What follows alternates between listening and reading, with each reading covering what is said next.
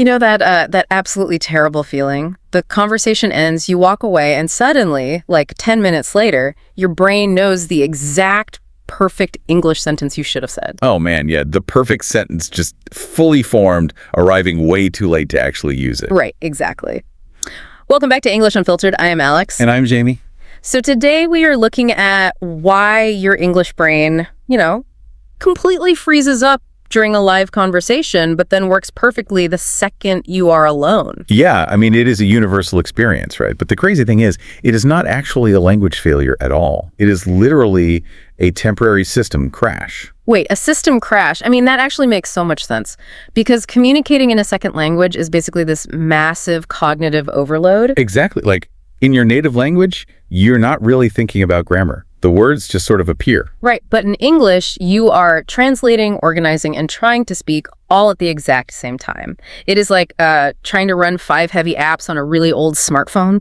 Oh, wow, that is a perfect analogy. Because, of course, the system lags, right? And there is this hidden background app draining your battery even faster, which is trying to predict what the other person is going to say. Wait, so you are not just passively listening, you are actually computing the end of their sentence before they even finish. Yes, and native speakers do this totally effortlessly. They predict what is coming, so they create this really fast, interruptive rhythm. They basically leave 0 gaps. Oh my God, yes. They just plow right through. Right, so as a learner, you are forced to actively compute every single word. So by the time you decode the first sentence, they're already halfway through the next one. Wait, so learners think their English is broken, but really native speakers are just creating this impossible, completely unforgiving environment. Exactly. They expect this instant reaction, which is incredibly awkward socially.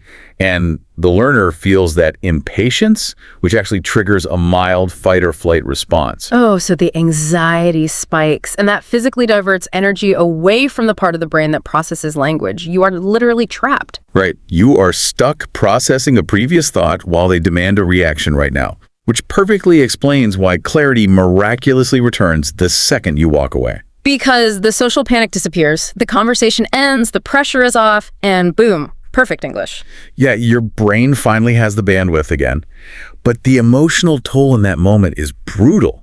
I mean, the frustration, the embarrassment. It makes people want to avoid conversations entirely. And, when this happens, learners always think, oh, I just need to memorize more vocabulary. Right, like if I just drill more flashcards, I will not freeze. Exactly.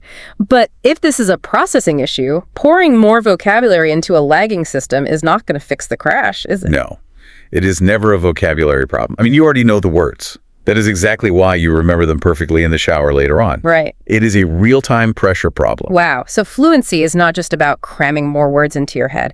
It is actually about giving your brain the grace and, the time to process English naturally. Yeah, you just have to realize your brain is not broken. It is just dealing with an intense cognitive load. So let me leave you with this. What if the next time your brain starts lagging in a fast-paced conversation, you just break the social rules? Oh, I love that. Right. Instead of panicking and rushing to catch up, what if you simply stop, take a breath, and force the native speaker to just wait a few seconds for your answer?